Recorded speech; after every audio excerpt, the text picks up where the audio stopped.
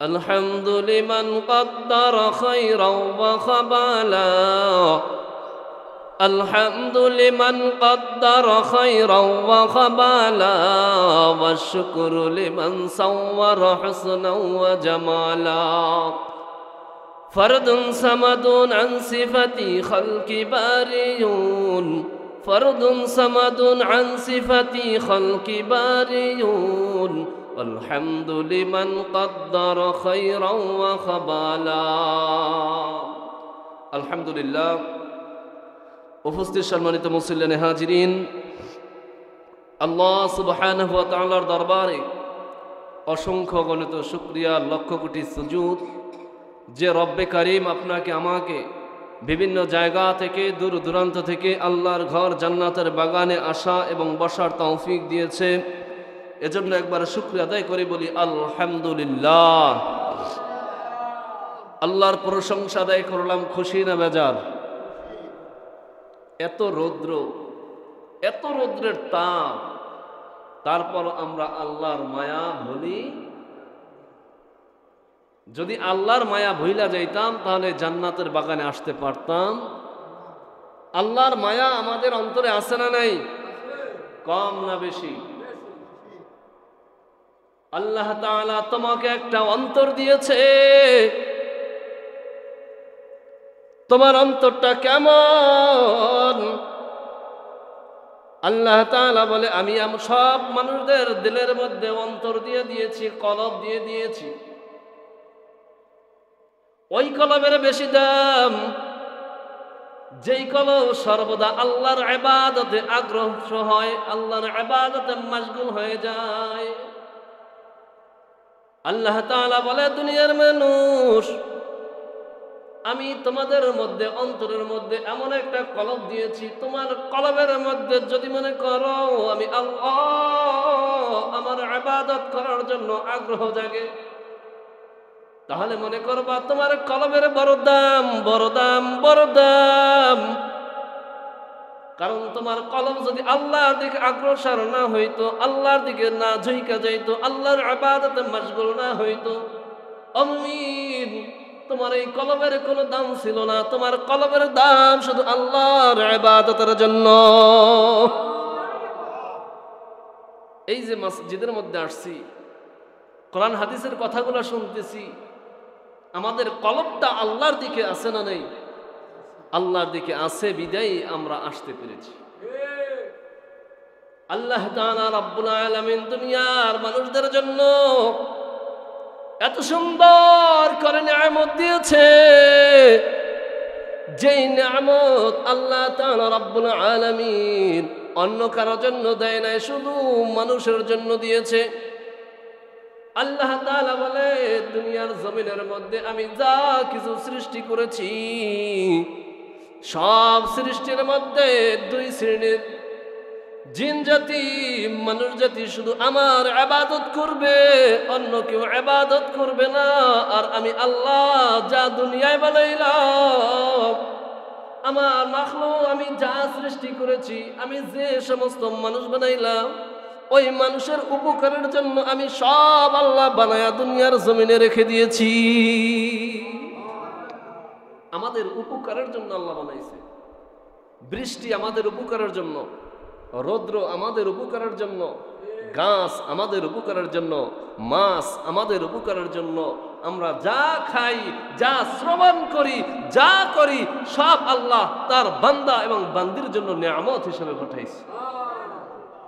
আল্লাহ তাআলা বলে এ দুনিয়ার মানুষ, তোমাদের দুনিয়ার জমিনের মধ্যে আমি আল্লাহ দুইটা জিনিস দিয়েছি, একটা হলো রহমত আর একটা দিয়েছি নিয়ামত।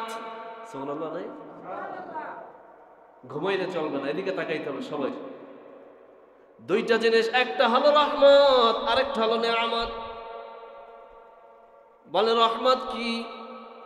আল্লাহ তাআলা আয়াতের মধ্যে বলে ওয়ামা আরসালনাকা ইল্লা রাহমাতাল লিল আলামিন।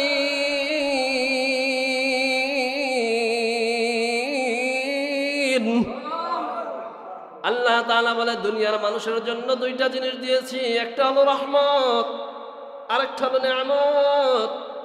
রহমত হলো আমার বন্ধু, যেই রহমত আমি আর কাউকে দেই নাই, শুধু আমার কিছু বান্দা এবং বান্দির জন্য আমি দুনিয়ার জমিনের মধ্যে নিয়ামত পাঠিয়েছি। ওয়ামা আরসালনাকা ইল্লা রাহমাতাল লিল আলামিন।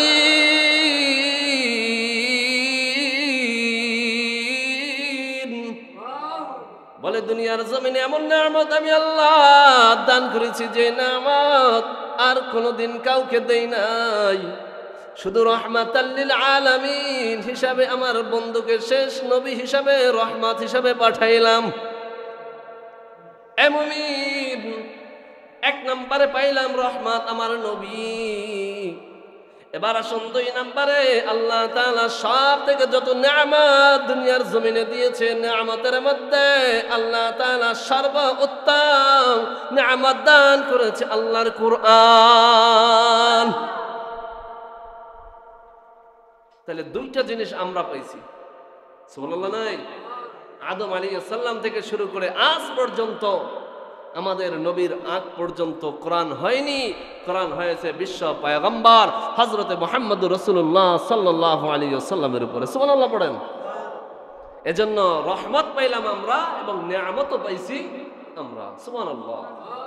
এজন্য আল্লাহ তাআলার নিয়ামত, আল্লাহ বলে দুনিয়ার মানুষ তোমাদের জন্য সর্বশ্রেষ্ঠ রহমত হলো আমার বন্ধু, আর সর্বশ্রেষ্ঠ তোমাদের জন্য নিয়ামত হলো কোরআন। যেই কোরআনের মধ্যে আমি আল্লাহ 30টা পারা দিয়েছি, 114টা সূরা দিয়েছি। আমি আল্লাহ ওই কোরআনটাকে ধাপে ধাপে পাটে পাটে নাজিল করেছি। এমন ভাবে নাজিল করেছি আমি আল্লাহ একত্রিতভাবে নাজিল করি নাই। বিভিন্ন প্রেক্ষাপটের উপরে আল্লাহ রাসূল যেখানেই থেকে যাইতেন বিশ্ব পয়গম্বরের উপর সেখানেই আয়াত নাজিল করতেন। আরেকটু জোরে কর। এজন্য আল্লাহ তাআলা বলে দুনিয়ার মানুষ তোমাদের জন্য রহমত হলো আমার বন্ধু, আর তোমাদের জন্য বড় নিয়ামত হলো কোরআন। আল্লাহ তাআলা রব্বুল আলামিন এই কোরআনের মধ্যে 114টা সূরা দিয়েছে। কয়টা সূরা? কয়টা? আরো জোরে কোন কয়টা? 114টা সূরা, 30টা পারা। আল্লাহ তাআলা রব্বুল আলামিন তার ভিতরে 67 নম্বর সূরা সূরাতুল মুলক। এই সূরাতুল মুলকের মধ্যে 30টা আয়াত আল্লাহ তাআলা নাজিল করলেন। এই সূরাতুল মুলক পড়লে লাভ কি হবে? সূরাতুল মুলক পড়লে কি ফায়দা হবে? আল্লাহ তাআলা রব্বুল আলামিন সূরাতুল মুলকের মধ্যে কি বর্ণনা করেছেন? আল্লাহ তাআলা রব্বুল আলামিন সূরাতুল মুলকের মধ্যে বিশ্ব পয়গম্বরকে সহ কি নিয়ামতগুলো জানাই দিয়েছেন এই সম্পর্কে আলোচনা করব ইনশাআল্লাহ। আরেকটু জোরে করে ইনশাআল্লাহ। তাহলে সূরাতুল মুলক 67 নম্বর সূরা। এই সূরার ভিতরে আয়াত আছে 30টা। কয়টা? আল্লাহ তাআলা রব্বুল আলামিন প্রথম নাম্বার আয়াত সবাই পড়েন, বিসমিল্লাহির রহমানির রহিম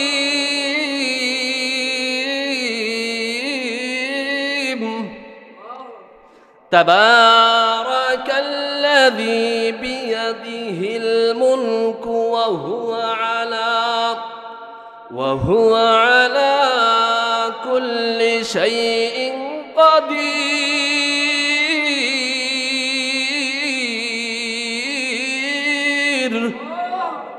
আল্লাহ তাআলা রব্বুল আলামিন সূরাতুল মুলকের প্রথম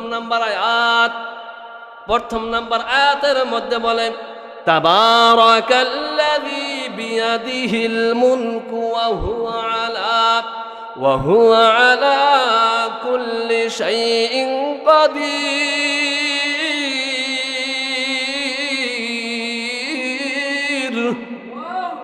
আল্লাহ তাআলা জানায় দেয়, হে আমার মুহাম্মদ তুমি তোমার উম্মতদেরকে জানায় দাও। উম্মত কারা? বিশ্ব পয়গম্বরের উম্মত হইলাম আমরা নাকি? আমাদের ছাড়া আর কোন উম্মত আছে নি? সব শেষ হয়ে গেছে, আমরাই হলাম শেষ নবীর শেষ উম্মত। সুবহানাল্লাহ পড়েন। কিয়ামত পর্যন্ত যত মানুষ আসবে সব হলো বিশ্ব পয়গম্বরের উম্মত। সুবহানাল্লাহ পড়েন। তাহলে বোঝা গেল কি আমরাই শেষ উম্মত এবং কিয়ামত পর্যন্ত যারা আসবে তারা হলো আখিরি নবী, শেষ নবী হযরতে মুহাম্মদুর রাসূলুল্লাহ সাল্লাল্লাহু আলাইহি ওয়াসাল্লামের উম্মত। সুবহানাল্লাহ পড়েন। তাহলে আমাদের দাম আছে না নেই? আল্লাহ তাআলা বলে, ও জিবরাইল তুমি যাও আমার বন্ধুর কাছে গিয়া সূরাতুল মুলকের প্রথম আয়াত নাযিল করে দাও। তাবারাকাল্লাযী বিয়াদিহিল মুলকু ওয়া হুয়া আলা কুল্লি শাইইন কাদির। এ জিবরাইল তুমি মুহাম্মদকে জানায় দাও, যে মুহাম্মদ তুমি তোমার উম্মতদেরকে জানায় দাও, তাবারাকাল্লাযী পূর্ণময় তিনি, শ্রেষ্ঠ হলো তিনি যার হাতে রাজত্ব। সুবহানাল্লাহ কোন এই দুনিয়ার রাজত্ব কার? হ্যাঁ, এই দুনিয়ার মধ্যে সব থেকে শক্তিশালী কে? আল্লাহ। বর্তমানে ভারত আর পাকিস্তান যুদ্ধ আছে না নেই? বোমা আছে না নেই? মারামারি ধরাধরি আছে না নেই? কিন্তু এই শক্তি কে দিয়েছে? হ্যাঁ, এই শক্তি দেওয়ার মালিক কে? তাহলে বোঝা গেল দুনিয়া সব একদিকে হলেও আমার আল্লাহ তিনি হলো সব থেকে শক্তিশালী। আয়াতের মধ্যে আল্লাহ ঘোষণা করেছে।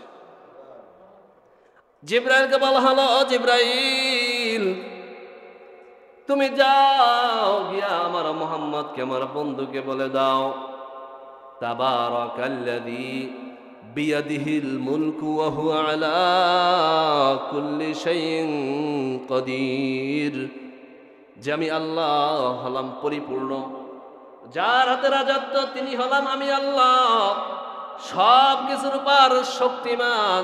আল্লাহ যা কিছু সৃষ্টি করেছে সৃষ্টির মধ্যে সব থেকে কে শক্তিমান? জোরে বলেন কে? আল্লাহ কেন শক্তিমান হলেন? আল্লাহ কেন শক্তিশালী হলেন? আল্লাহ কেন শ্রেষ্ঠ হলেন?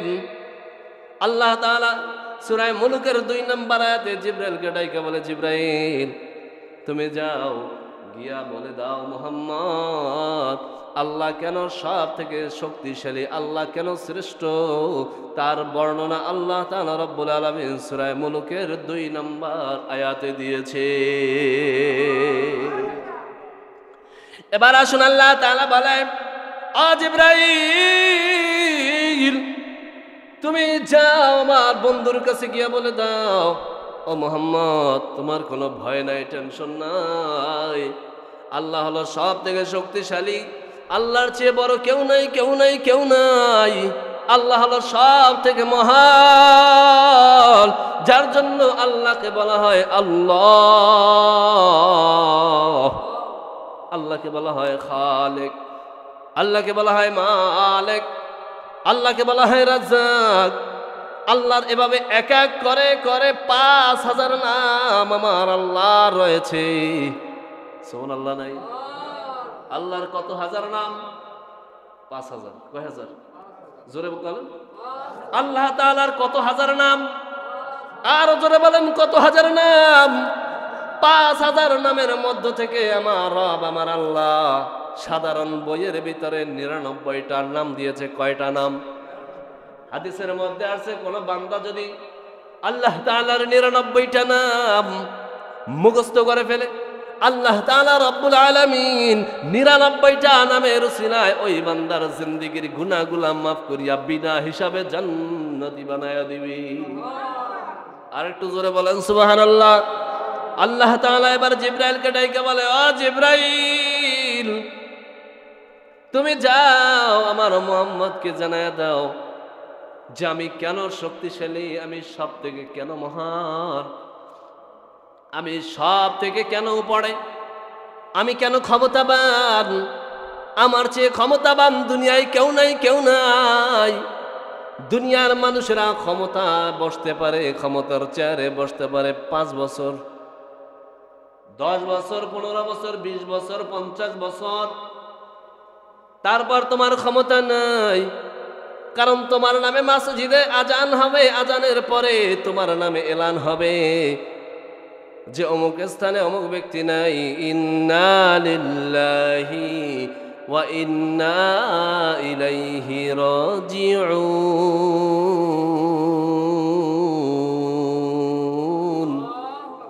আল্লাহ তাআলা বলেন, তুমি দুনিয়ার ক্ষমতা 5 বছর, 10 বছর, 50 বছর পর্যন্ত তুমি উপলব্ধি করতে পারবা।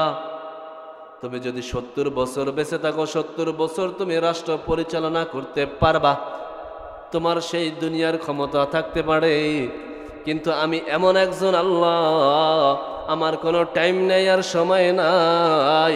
আমি আল্লাহ সব সময়, এখন যেমন আগে যেমন ছিলাম, এখন যেমন আছি, আমি আল্লাহ ভবিষ্যতেও তেমন থেকেই যাব। দুনিয়ার সব কিছু শেষ হয়ে যাবে, মরে চূর্ণ বিচূর্ণ হয়ে যাবে, মানুষগুলো মারা যাবে, জিন জাতি মারা যাবে, ফেরেশতারাও মারা যাবে। আল্লাহ তাআলা সব কিছু একদম দুনিয়া থেকে ধূলিসাৎ করে দিবে। স্বয়ং থাকবে একজন, চিল্লায় বলেন তিনি কে? আর একটু কণ্ঠ ছেড়ে বলেন তিনি কে? এজন্য আল্লাহ তাআলা রব্বুল আলামিন জিবরাইলকে ডাইকে বলে, ও জিবরাইল, তুমি যাও সূরা মুলুকের 2 নম্বর আয়াত নিয়ে যাও, আর আমার বন্ধুকে বলে দাও, মুহাম্মদ, তোমার উপর যেই 2 নম্বর আয়াত নাজিল করা হলো, ওটা তুমি তোমার উম্মতদেরকে জানায়া দাও। এবার আসুন সূরাতুল মুলুকের মধ্যে 2 নম্বর আয়াতে আল্লাহ তাআলা বলেন, আল্লাযী খালাকাল মাউতা ওয়াল হায়াতা লিয়াবলুয়াকুম আইয়ুকুম আহসানু আমালা ওয়া হুয়াল আজিজুল গফুর।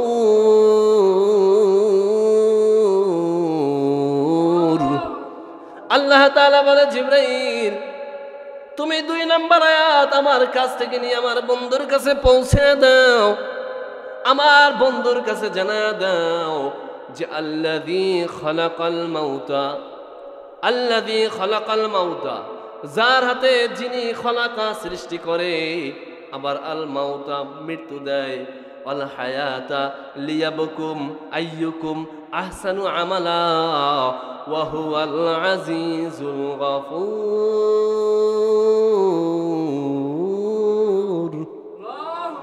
আল্লাহ তাআলা বলেন, ও জিবরাইল, তুমি যখন আমার বন্ধুর কাছে যাইবা, তখন আমার বন্ধুকে আয়াতটা শোনাইবা। আয়াতটা শোনানোর সঙ্গে সঙ্গে আমার বন্ধুকে তাফসীর করে তুমি জিবরাইল বুঝাইয়া দিবা। কি বুঝাইবা জানো? বলে, তোমাকে যে আয়াত দেওয়া হলো, এই আয়াতের ব্যাখ্যা, আয়াতের বিশ্লেষণ আমার বন্ধুকে বুঝাইয়া দাও, আর আমার বন্ধু তার উম্মতদেরকে বুঝাইয়া দিবি। এই ঘটনা ছিল 1400 বছর আগে। কত বছর আগে? এখন আবার বাল্লিগু আন্নি ওয়ালাউ আয়া। আল্লাহ রাসূলের হাদিস, ক্বালা রাসূলুল্লাহ সাল্লাল্লাহু আলাইহি ওয়াসাল্লাম, বাল্লিগু আন্নি ওয়ালাউ আয়া। বিশ্ব পয়গম্বর তিনি হাদিসের মধ্যে রচনা করে গেছেন। বিশ্ব পয়গম্বর জানায় গেছে যে আমার পক্ষ থেকে তোমার কাছে যদি কিছু পৌঁছায়, তুমি এটা অপরের কাছে পৌঁছায়া দাও। আল্লাহর কাছ থেকে জিবরাইলের মাধ্যমে আল্লাহর রাসূলের কাছে আইসা পৌঁছাইছে।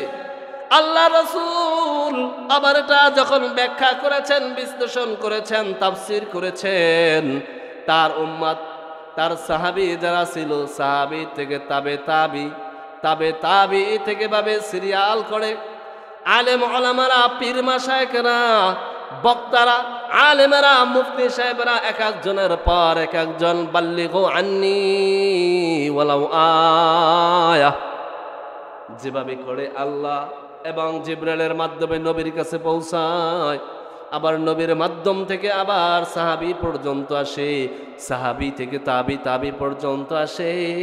এভাবে করে কিয়ামত পর্যন্ত প্রত্যেকটা হাদিস আর কোরআনের আয়াতগুলা এবং কিয়ামত পর্যন্ত থেকেই যাবে। আর একদল মানুষ থাকবে যারা কোরআন এবং হাদিস প্রচার করতেই থাকবে। এজন্য আল্লাহ তাআলা বলেন, আল্লাযী খালাকাল মাউতা ওয়াল হায়াত লিয়াবলুয়াকুম আইয়ুকুম আহসানু আমালা ওয়া হুয়াল আজিজুল গফুর।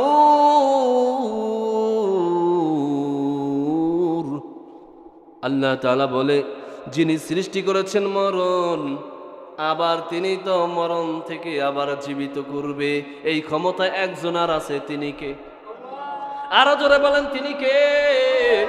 এই দুনিয়ার শুরু লগ্ন থেকে আদম আলাইহিস সালাম থেকে শুরু করে আখিরি নবী, শেষ নবী হযরতে মুহাম্মদুর রাসূলুল্লাহ সাল্লাল্লাহু আলাইহি ওয়াসাল্লাম পর্যন্ত লক্ষাধিক নবী এবং রাসূল এসেছে। তারা কালেমার দাওয়াত দিয়েছে, যার যার ধর্মের দাওয়াত দিয়েছে, কিন্তু এভাবে করে কিয়ামত পর্যন্ত কোরআন হাদিসের কথাগুলো আসতেছে, আসবে, কিন্তু তার ভিতরে কোনো মানুষ নাই, কোনো কারো উপর আল্লাহ ক্ষমতা দেয় নাই, যিনি মানুষগুলা জান কবজ করবে আবার মানুষগুলা জীবিত করবে, এই ক্ষমতা দুনিয়ায় কারো নাই, শুধু একজনের আছে। চিল্লায়া বলেন, তিনি কে? আল্লাযী খালাকাল মাউতা ওয়াল হায়াতা লিয়াবলুয়াকুম আইয়ুকুম আহসানু আমালা। শুধু একজন রব আছে, একজন মালিক আছে, যিনি তোমাদেরকে জীবিত করে, আবার জীবিত থেকে মৃত্যু দান করে, আবার মৃত্যু থেকে তোমাদেরকে জাগায় দিবে কে? আরো জোরে কোন? এজন্য আল্লাহ তাআলা বলে, এ দুনিয়ার মানুষ, তোমাদের জন্য আমি যত দুনিয়ায় নামত রেখেছি তোমরা একটু চিন্তা করো। কে চিন্তা করবা জানো? আল্লাহ তাআলা রব্বুল আলামিন এই চিন্তার বিষয় আবার ৩ নম্বর আয়াত নাজিল করছে। সুবহানাল্লাহ। আল্লাহ রাসূলকে জানানো হলো, ও জিবরাইল, তুমি মুহাম্মদকে জানাই দিবা যে আমি আল্লাহ তাআলা রব্বুল আলামিন হায়াতা লিয়াবলুয়াকুম আইয়ুকুম আহসানু আমালা, যে আমি মানুষগুলা জীবিত করি আবার মৃত্যুবরণ করাই, আমি আল্লাহ আবার জীবিত তাদেরকে করব। কখন করব জানো? যখন হাসরের ময়দানে সব মানুষকে একত্রিত করব, আমি আল্লাহ তাদেরকে তখন আবার জীবিত করব। এই ক্ষমতা কারো নাই, এই ক্ষমতা আমি আল্লাহ, এটাই আমার। এইটা হলো আল্লাহর ক্ষমতা, আল্লাহর পাওয়ার। আল্লাহ আরো কিছু পাওয়ার আছে, আল্লাহর আরো কিছু নিয়ামত আছে। সুবহানাল্লাহ। কান সূরা মুলুকের ৩ নম্বর আয়াত আল্লাহ তাআলা সুন্দর করে আয়াত নাজিল করে, আর জিবরাইলকে ডাকে, জিবরাইল রে, তুমি যাও আমার মুহাম্মদের উপর সূরাতুল মুলুকের ৩ নম্বর আয়াত নাজিল করে নিয়ে যাও। ৩ নম্বর আয়াত আল্লাহ তাআলা বলে, আল্লাযী খালাকা সাবআ সামাওয়াতিন তিবাকা মা তারা ফি খালকির রহমান।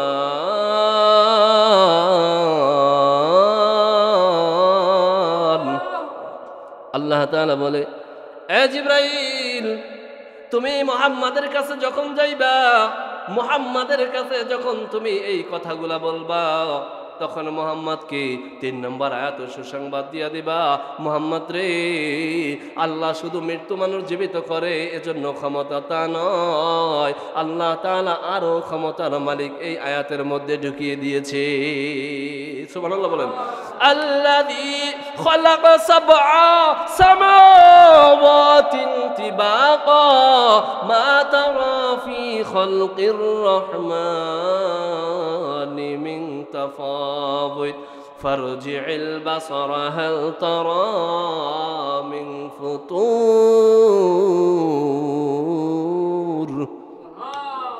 আল্লাহ তাআলা বলেন, আমি কেন ক্ষমতাবান আরো জানো? ও জিবরাইল, আমার মুহাম্মদকে বলে দাও, মুহাম্মদকে জানায় দাও যে আল্লাহ তাআলা কেন ক্ষমতাবান। আল্লাযী, যিনি, খালাকা, সৃষ্টি করেছে, সাবআ সামাওয়াতিন তিবাকা মা তারা ফি খালকির রহমান। সুবহানাল্লাহ। আল্লাহ তাআলা ঘোষণা করে বলেছেন, আল্লাযী, যিনি, খালাকা, সৃষ্টি করেছে, সাবআ সামাওয়াতিন তিবাকা। আল্লাহ বলে, জিবরাইল রে, আমি কেন ক্ষমতাবান জানো? আমি আল্লাহ স্তরে স্তরে আসমান বানাইছি। এই ক্ষমতা দুনিয়ার কারণ নাই, যিনি আসমান বানাইবে। দুনিয়ার কারো ক্ষমতা নাই যিনি জমিন বানাইবে, দুনিয়ার কারো ক্ষমতা নাই একটা গাছ বানায়া দেখাইবে, দুনিয়ার কারো ক্ষমতা নাই একটা মানুষ বানায় দেখাবে, দুনিয়ার কারো ক্ষমতা নাই একটা গরু বানায় দেখাবে, দুনিয়ার কারো ক্ষমতা নাই একটা বানর বানায় দেখাবে, দুনিয়ার কারো ক্ষমতা নাই আল্লাহ যা বানাইছে তার ব্যতিক্রম কোনো কিছু বানাইবে। কারণ আল্লাহ তাআলা বলে আল্লাযী খালাকা সাবআ সামাওয়াতিন তিবাকা, আমি আল্লাহ এত দাম এত দাম এত দাম, শুধু আমি আল্লাহ আসমানটা স্তরে স্তরে বানিয়েছি। এক আসমানের উপর আরেক আসমান, আরেকটা আসমানের উপর আরেক আসমান, আরেকটা আসমানের উপর আরেকটা আসমান, আরেকটা আসমানের উপর আরেকটা আসমান, আরেকটা আসমানের উপর আরেকটা আসমান, আরেকটা আসমানের উপর আরেকটা আসমান, আরেকটা আসমানের উপর আরেকটা আসমান, আরেকটা আসমানের উপর স্বয়ং আমার আল্লাহ। এজন্য সব থেকে দামি কে? আর কণ্ঠ চাইলে বলেন সব থেকে দামি কে? এজন্য আল্লাহ তাআলার উপর ভরসা করো, আল্লাহ তাআলার উপর দয়া করো, আল্লাহ তাআলার উপর ঈমান আনো, আল্লাহ তাআলার কুদরতি পায়ে সেজদা লাগায় দাও, বান্দা তুমিও দামি হয়ে যাইবা। আরেকটু জোরে কর। এজন্য আল্লাহ তাআলা বলেন, এ দুনিয়ার মানুষ, আমি তোমাদের জন্য স্তরে স্তরে আসমান বানায় রেখেছি, আমি আল্লাহ আবার স্তরে স্তরে জমিন বানিয়েও রেখেছি। এই জমিনের নিচে পানি, পানির নিচে আবার জমিন, আবার পানি, আবার জমিন, আবার পানি, আবার জমিন। এটা বানাইছে কে? আসমানের উপর আবার আসমান, আসমানের উপর আবার আসমান কে বানাইলো? ঝাঁকে ঝাঁকে ধাপে ধাপে স্তরে স্তরে আল্লাহ যেই আসমান গুনা বানাইলো, একবার দিল থেকে বলেন না এই আসমানের মালিক? আর একটু জোরে বলে, এই জমিনের মালিক আমার মালিক, রিজিকের মালিক। আমরা যার ইবাদত করি, ইবাদতের মালিকের নাম হলো আল্লাহ। একটু দিল থেকে বলো না বাবা আল্লাহ। যখন বান্দা তুমি আল্লাহর নাম জপো, তোমার ঠোঁট আর জিহ্বা দিয়া দাঁত দিয়া কামড়ায়া যখন বলো আল্লাহ, আল্লাহ তাআলা রব্বুল আলামিন রহমতের ফেরেশতাদেরকে ডাকে, রহমতের ফেরেশতারা রে তোমরা আমাকে ডাকো, একজনের শব্দ আরেকজনে পায় না, কিন্তু আমার বান্দারা যখন আল্লাহ বলে মুখ ভরে ডাক লাগায়া দেয়, তখন আরেকজনের অন্তর থরথর করে কেঁপে ওঠে। এভাবে করে যখন বান্দারা আমাকে আল্লাহ বলে ডাক দেয়, তখন আমি আল্লাহ প্রত্যেকটা অন্তরওয়ালা মানুষের জিন্দেগির গুনাহগুলা মাফ করে দেই। আর একটু জোরে বলেন আল্লাহ, আর কণ্ঠ ছাইরা বলেন আল্লাহ। আল্লাহর নাম যখন তুমি অন্তর দিয়া নাও, আল্লাহ তাআলার কুদরতি অন্তরও ঠান্ডা হয়ে যায়। এবার বলেন যে আল্লাহর কোরআনের দাম আছে না নাই? তাহলে আলোচনার শুরুতে বলতেছিলাম যে আল্লাহ তাআলা আমাদের জন্য দুইটা জিনিস দিয়েছে, একটা হলো রহমত বিশ্ব পয়গম্বর, আরেকটা হলো আমাদের জন্য নিয়ামত, সেটাই হলো কোরআন। সুবহানাল্লাহ নাই?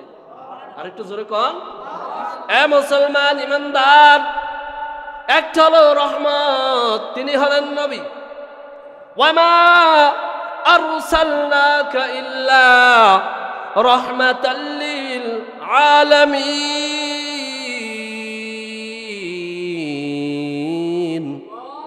আরেকটা হলো কোরআন, যেটা হলো সব থেকে আমাদের জন্য বড় নিয়ামত। এই নিয়ামত আমরা হারাইতে পারবো না। قال رسول الله صلى الله عليه وسلم طلب العلم فريدة على كل مسلم. وقال النبي عليه الصلاة والسلام আল্লাহ রাসূল হাদিস রচনা করলেন, বর্ণনা করলেন, তলাবুল ইলমি ফারিদাতুন আলা কুল্লি মুসলিম, প্রত্যেকটা মুসলমানের জন্য দ্বীনি ইলম শিক্ষা করাই হলো ফরজ। নামাজ যেমন ফরজ, রোজা যেমন ফরজ, হজ যেমন ফরজ, যাকাত যেমন ফরজ, কালেমা পড়া যেমন ফরজ, তলাবুল ইলমি ফারিদাতুন আলা কুল্লি মুসলিম, প্রত্যেকটা মানুষের জন্য, মুসলমানদের জন্য, নর হোক নারী হোক মহিলা পুরুষ যেই হোক না কেন, সবার জন্য দ্বীনি ইলম শিক্ষা করাই হলো ফরজ। আরেকটু জোরে বলুন সুবহানাল্লাহ। এজন্য এই মসজিদে আসি, প্রত্যেক জুমায় এখান থেকে কিছু আমল করব, এটা আমরা নিয়ত করার জন্য বসি। তাহলে দ্বীনি ইলম শিক্ষা করার ফায়দা হয়ে যাবে, দ্বীনি ইলম শিক্ষা করার সওয়াব পাওয়া যাবে। তলাবুল ইলমি ফারিদাতুন আলা কুল্লি মুসলিম, আমাদের জন্য দ্বীনি ইলম শিক্ষা করা যেমন ফরজ, আমরা যদি এই কথাগুলো শুনতে পারি, আমল করার নিয়ত করতে পারি, আমল করার সিদ্ধান্ত নিতে পারি, এই আমলের মধ্যে একজন বেশি বারাকা দিতে পারে, তিনি কে? আরো জোরে বলেন, তিনি কে? এজন্য জুমার ময়দান থেকে যখন আমরা জুমার দিন হয়, মসজিদে যখন আজানের ধ্বনি হয়, আল্লাহু আকবার আল্লাহু আকবার বলে যখন জুমার আজান দেওয়া হয়, তখন যদি আমরা এই জান্নাতের বাগানে আসার জন্য পাগল পারা হয়ে যাই, আগে আগে আসি, যদি আমরা সিরিয়াল লাগাই দেই যে আজকে জুমার দিন যেই আলোচনা হবে, আগে যাই, জুমার আলোচনা থেকে কিছু শিখব। আল্লাহ তাআলা বলে, যখন বান্দা দিন শেখার জন্য মসজিদের মধ্যে ঢুকে, ও দিন শেখার জন্য যেই পথ দেওয়া যায়, ওই পথটা সাধারণ কোনো পথ আমি আল্লাহ রাখি না, ওই পথটা ওই বান্দার জন্য জান্নাতের পথ বানায়া দেই। আরো জোরে কোন। তাহলে জুমার দিন আজান যখন হবে, আজানের সঙ্গে সঙ্গে আমাদের মসজিদে আসার দরকার আছে না নাই? আরো জোরে বলেন, আছে না নাই?